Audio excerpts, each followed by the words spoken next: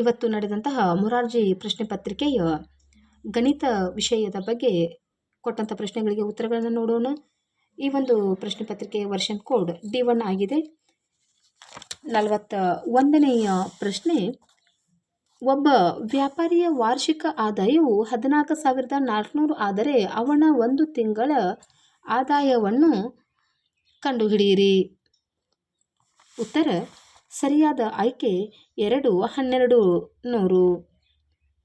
ಇನ್ನು 42ನೆಯ ಪ್ರಶ್ನೆ, 3,459ರಲ್ಲಿ 4ರ ಸ್ಥಾನ ಬೆಲೆ ಆಪ್ಷನ್ ನಂಬರ್ 2 400 ಆಗಿದೆ.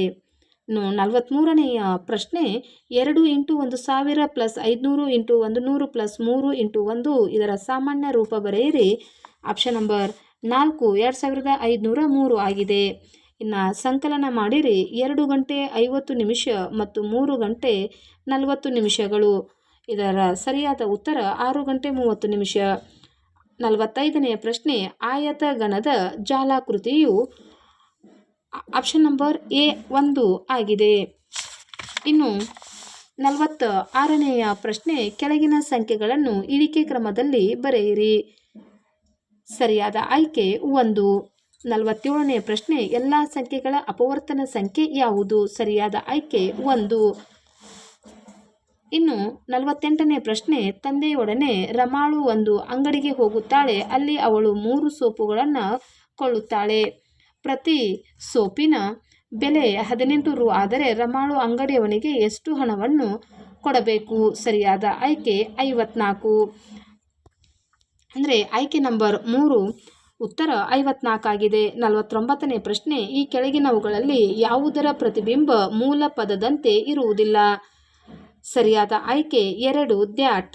ಇನ್ನು 50ನೆಯ ಪ್ರಶ್ನೆ, ಈ ಕೆಳಗಿನವುಗಳಲ್ಲಿ ಯಾವುದು ತ್ರಿಭುಜ ಸಂಖ್ಯೆಯಲ್ಲ? ಸರಿಯಾದ ಆಯ್ಕೆ 2 ಉತ್ತರ 5. ಇನ್ನು 51ನೆಯ ಪ್ರಶ್ನೆ, ಒಂದು ಪುಸ್ತಕದ ಅಂಗಡಿಯಲ್ಲಿ ಲಭ್ಯವಿರುವ ಪುಸ್ತಕಗಳ ದರಪಟ್ಟಿ ಹೀಗಿದೆ.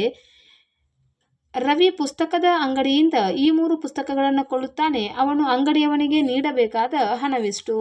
ಸರಿಯಾದ ಉತ್ತರ 27 ರೂಪಾಯಿ. 52ನೆಯ ಪ್ರಶ್ನೆ, ಕೆಳಗಿನ ಭಿನ್ನರಾಶಿಗಳನ್ನು ಸುಲಭ ರೂಪದಲ್ಲಿ ಬರೆಯಿರಿ. ಆಯ್ಕೆ ಸಂಖ್ಯೆ 2 ಎರಡನೆಯ 1 ಮತ್ತು 3ನೆಯ 1. 53ನೆಯ ಪ್ರಶ್ನೆ, 600 ಸೆಂಟಿಮೀಟರ್ಗಳನ್ನು ಮೀಟರ್ಗೆ ಪರಿವರ್ತಿಸಿ. ಸರಿಯಾದ ಆಯ್ಕೆ 6 ಮೀಟರ್. 54ನೇ ಪ್ರಶ್ನೆ, 5 ಕ್ವಿಂಟಾಲ್ ತೂಕವು ಎಷ್ಟು ಕಿಲೋಗ್ರಾಂಗೆ ಸಮ? ಸರಿಯಾದ ಆಯ್ಕೆ 500 kg.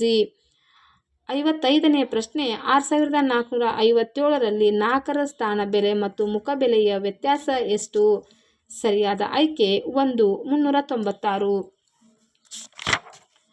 ಇನ್ನು 56ನೆಯ ಪ್ರಶ್ನೆ, ಕೆಳಗೆ ನೀಡಿರುವ ಆಕೃತಿಯ ಸುತ್ತಳತೆ ಕಂಡುಹಿಡಿಯಿರಿ. ಸರಿಯಾದ ಆಯ್ಕೆ 2, 19 ಸೆಂಟಿಮೀಟರ್.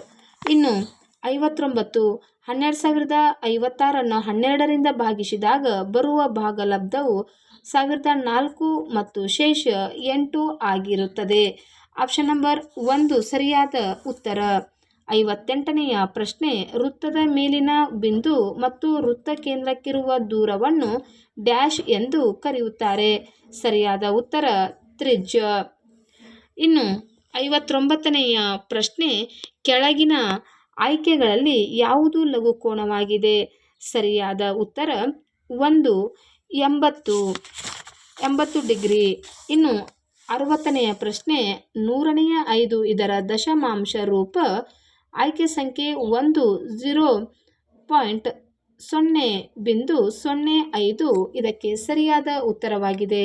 ಮಕ್ಕಳೇ, ಇದುವರೆಗೂ ಗಣಿತ ವಿಷಯಕ್ಕೆ ಸಂಬಂಧಪಟ್ಟಂತೆ ಕೇಳಿದ ಇಂದಿನ ಮೊರಾರ್ಜಿ ಪ್ರಶ್ನೆ ಪತ್ರಿಕೆಯ ಎಲ್ಲ ಪ್ರಶ್ನೆಗಳಿಗೆ ಉತ್ತರಗಳನ್ನು ನೋಡಿದ್ದೇವೆ. ಈ ಒಂದು ವಿಡಿಯೋ ನಿಮಗೆ ಇಷ್ಟವಾದಲ್ಲಿ ಸಬ್ಸ್ಕ್ರೈಬ್ ಮಾಡಿ, ಶೇರ್ ಮಾಡಿ, ಲೈಕನ್ನು ಕೊಡಿ. ಪೂರ್ತಿ ವಿಡಿಯೋ ನಿಮಗೆ ವಾಚ್ ಮಾಡಿ ಮಕ್ಕಳೇ. Thank you. Take care. Bye.